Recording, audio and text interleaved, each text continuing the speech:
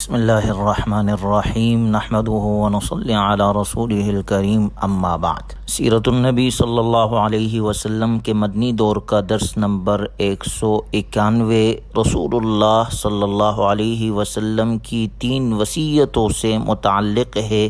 بروز جمعرات وفات سے 4 روز قبل جب رسول اللہ صلی اللہ علیہ وسلم کی طبیعت زیادہ خراب ہو گئی تو آپ صلی اللہ علیہ وسلم نے فرمایا ائتونی بکتاب اکتب لکم کتابا لا تضلوا بعدہ، میرے پاس لکھنے کے لیے کوئی چیز لاؤ، میں تمہیں ایک تحریر لکھ دوں جس کے بعد تم گمراہ نہیں ہوگے۔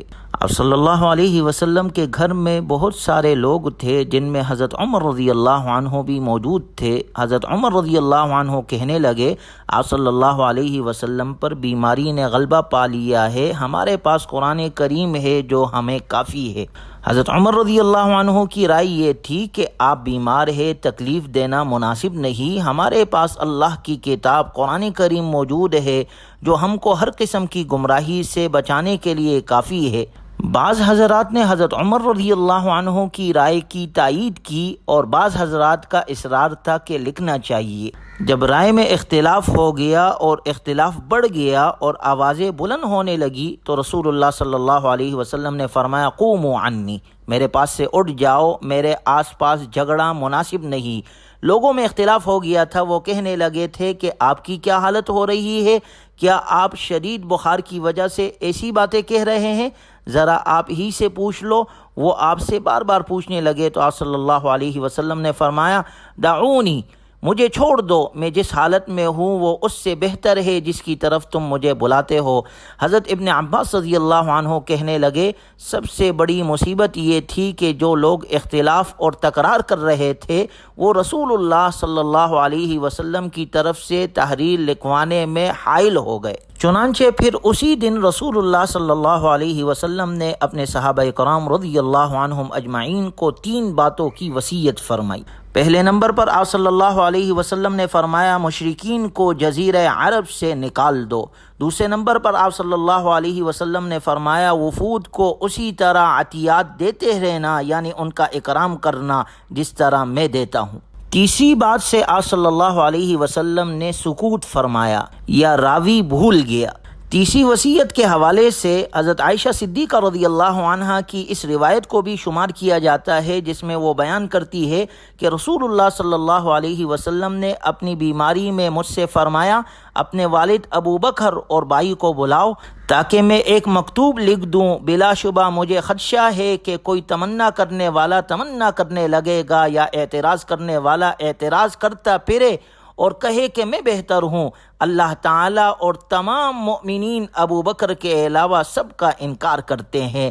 اس طرح درجہ ذیل روایات میں مذکور تیسری وصیت کے بارے میں حافظ ابن حجر رحمہ اللہ فرماتے ہیں کہ تیسری چیز قرآن کریم کو لازم پکڑنے کی وصیت تھی، اور ابو موسیٰ رضی اللہ عنہ کہتے ہیں کہ رسول اللہ صلی اللہ علیہ وسلم نے ہمیں جو آخری وصیت فرمائی وہ آپ علیہ الصلاۃ والسلام کا یہ فرمان تھا علیکم بکتاب اللہ، تم اللہ کی کتاب کو لازم پکڑو، تم جلد ہی ایسی قوم کی طرف لوٹو گے جو مجھ سے حدیث بیان کرنا پسند کرے گی، جس نے وہ بات کہی جو میں نے نہیں کہی تو وہ اپنا ٹھکانہ جہنم میں بنا لے، اور جس نے میری کوئی بات حفظ کی ہو وہ اسے بیان کرے۔ یہ بھی کہا گیا ہے کہ تیسری وصیت آپ صلی اللہ علیہ وسلم کی جیش اسامہ کی تیاری اور اسے روانہ کر دینے کی تھی، اور یہ بھی کہا گیا ہے کہ آپ صلی اللہ علیہ وسلم نے تیسری وصیت یہ کی تھی جو حدیث انس رضی اللہ عنہ میں ہے الصلاۃ وما ملکت ایمانکم،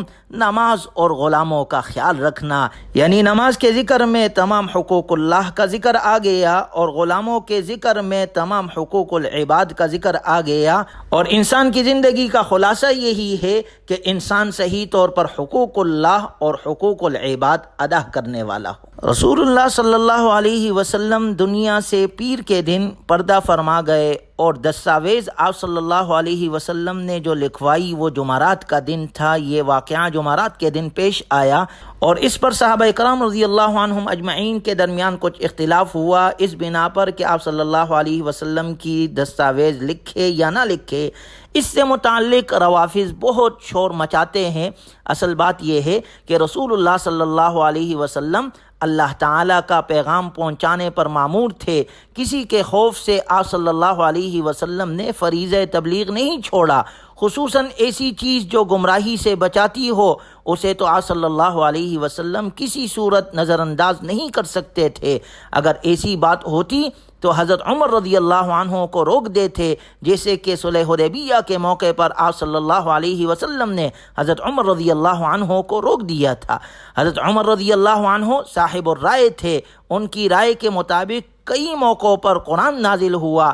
اگر ایسی شخصیت نے روک دیا تو ضرور اس میں کوئی مصلحت ہوگی، اور ان کی رائے کی خود رسول اللہ صلی اللہ علیہ وسلم نے بھی تائید کی۔ اگر بہت ضروری معاملہ ہوتا تو آپ صلی اللہ علیہ وسلم اس کے بعد 3-4 دن دنیا میں رہے۔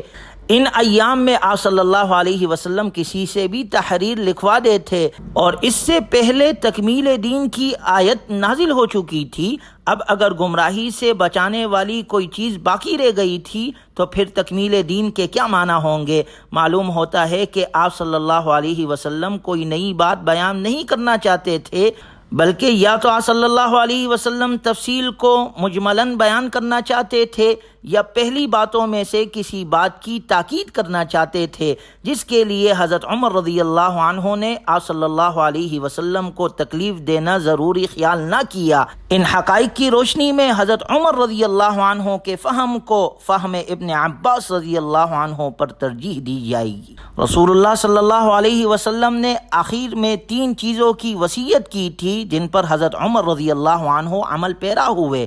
حضرت ابن عباس رضی اللہ عنہ بھی حضرت عمر رضی اللہ عنہ پر کوئی اعتراض نہیں کرنا چاہتے تھے، بلکہ ان کا مقصد یہ تھا کہ اگر آپ لکھ دیتے تو منافقین کے لیے حضرت عمر رضی اللہ عنہ پر اعتراض کرنے کی گنجائش نہ رہتی۔ اس کے علاوہ صحابہ کرام رضی اللہ عنہم اجمعین نے قرائن سے معلوم کر لیا تھا کہ رسول اللہ صلی اللہ علیہ وسلم کا تحریر کرنے کا امر وجوب کے لیے نہیں۔ اگر ایسا ہوتا تو اختلاف کے باوجود رسول اللہ صلی اللہ علیہ وسلم ضرور اس کے مطابق عمل کرتے، جبکہ اس کے بعد آپ صلی اللہ علیہ وسلم 4 دن زندہ رہے۔ ان بقیہ ایام میں جو حضرات سامان کتابت لانے کی خواہش رکھتے تھے، انہوں نے بھی اس سلسلے میں کوئی پیش و رفت نہیں کی۔ رسول اللہ صلی اللہ علیہ وسلم نے بھی حضرت عمر رضی اللہ عنہ کی رائے کا انکار نہیں کیا، بلکہ خاموشی اختیار کر کے اس کے صحیح ہونے کی طرف اشارہ فرمایا۔ اس سے حضرت عمر رضی اللہ عنہ کی قوت فہم اور گہری نظر کا پتہ چلتا ہے۔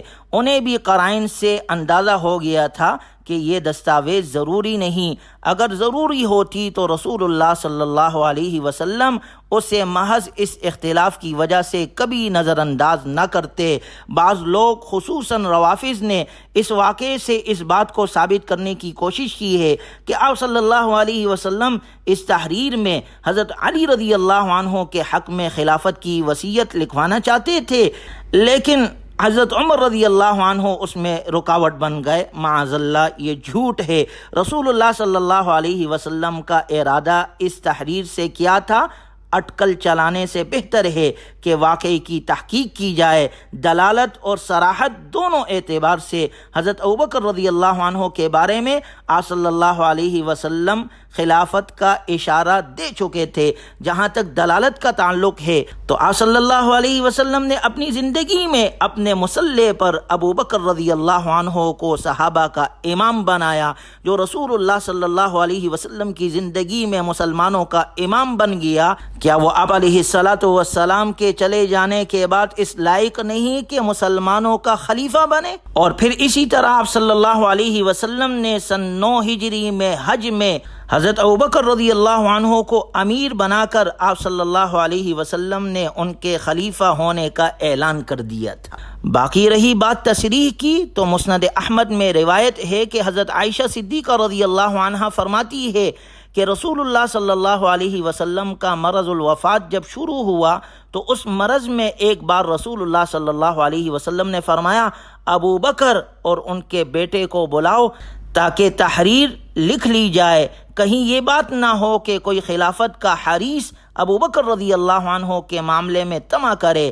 اس کے بعد فرمایا اللہ تعالیٰ اس بات کو رد کر دیں گے اور اہل ایمان بھی ایسا ہونے نہیں دیں گے۔ تو گویا آپ علیہ الصلاۃ والسلام نے سب سے آخری وصیتیں جو فرمائی، پہلے نمبر پر مشرکین کو جزیرۃ العرب سے نکال دو، دوسرے نمبر پر پورے جزیرے سے جو وفد آئے ان کا اکرام کرو جیسے میں کرتا تھا، تیسرے نمبر پر راوی نے سکوت فرمایا یا راوی بھول گیا، جس کے بارے میں روایات میں آتا ہے کہ اس سے مراد قرآن کریم ہے کہ قرآن کریم کو لازم پکڑنے کی وصیت کی گئی۔ اور ایک روایت میں یہ بھی آتا ہے کہ آپ صلی اللہ علیہ وسلم کی تیسری وصیت، حضرت انس رضی اللہ عنہ فرماتے ہیں آپ صلی اللہ علیہ وسلم نے فرمایا الصلاۃ وما ملکت ایمانکم، نماز اور غلاموں کا خیال رکھنا۔ گویا آپ علیہ الصلاۃ والسلام نے اپنی آخری وصیت میں ہمیں یہ حکم دیا نماز کو نہ چھوڑنا، نماز کی پابندی کرنا، نماز کو ادا کرنا۔ اور کیا جائے تو ارکان اسلام 5 ہے، ایک تو عقیدہ ہے، باقی 4 ارکان ہے، نماز، روزہ، زکوٰۃ، حج۔ لیکن روزہ، زکوٰۃ، حج وہ کسی نہ کسی صورت میں معاف بھی ہو جاتے ہیں، اس میں آسانی کا بھی حکم ہے، معافی کا بھی حکم ہے، لیکن نماز واحد عبادت ہے، چاہے امیر ہو، غریب ہو، سفر میں ہو یا گھر میں ہو، بیمار ہو یا صحت مند ہو، کسی بھی صورت میں نماز معاف نہیں ہے۔ آپ علیہ الصلاۃ والسلام کی آخری وصیت نماز تھی کہ نماز کو لازم پکڑو، اور دوسری وصیت آپ صلی اللہ علیہ وسلم نے نماز کے ساتھ فرمائی کہ غلاموں کے ساتھ اچھا سلوک کرو، اپنے ماتحتوں کے ساتھ اچھا سلوک کرو۔ آپ کے ماتحتی میں آپ کے گھر میں کام کرنے والے چوکیدار ہے، ڈرائیور ہے، خانسامہ ہے، یا آپ کے دکان میں کام کرنے والا سیل مین ہے، جو آپ کی ماتحتی میں آتا ہے، لوگوں کے ساتھ اچھا سلوک کرو، جس میں حقوق العباد ادا کرنے کا حکم دیا گیا ہے۔ گویا آپ علیہ الصلاۃ والسلام نے حقوق اللہ اور حقوق العباد دونوں کی وصیت فرمائی کہ صحیح طور پر حقوق اللہ بھی ادا کرو، عبادت صرف اللہ کی کرو، اللہ سے مدد مانگو، سجدہ صرف اللہ کے سامنے کرو، وہی مشکل کشا حاجت روا ہے، اور حقوق العباد بھی صحیح ادا کرو، رشتہ داروں کے ساتھ بھی اچھا سلوک رکھو، پڑوس کے ساتھ بھی اچھا سلوک رکھو، اپنے معاملات میں لوگوں کے ساتھ اچھا سلوک کرو، مخلوق خدا پر رحم کرو۔ یہ آپ علیہ الصلاۃ والسلام کی وصیتیں تھی۔ اللہ ہمیں عمل کی توفیق نصیب فرمائے۔ اس کے بعد کا سلسلہ انشاءاللہ اگلے درس میں ذکر کیا جائے گا۔ وآخر دعوانا ان الحمد للہ رب العالمین۔